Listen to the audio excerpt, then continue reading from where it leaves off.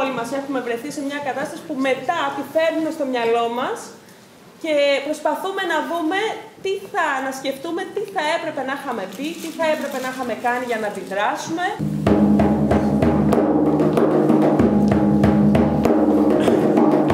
Και αυτή είναι επικίνδυνη, δεν είναι επεξηγέλαση, είναι δολοφόνοι άνθρωποι. Δεν θα καθόμαστε να τους βλέπουμε. Εσένα θα χτυπήσω τώρα, θα σου πω εγώ τώρα.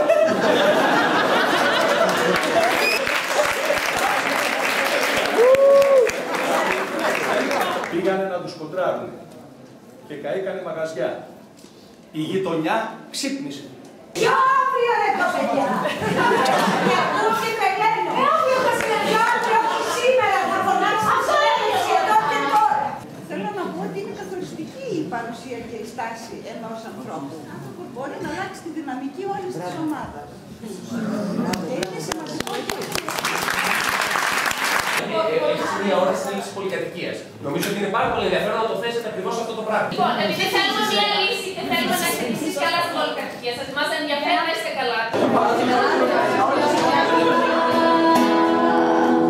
Θα βρω την άκρη που ζητώ.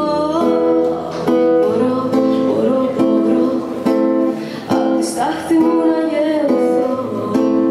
Meşhur bana yaşlı, anargiler bu yaşlı.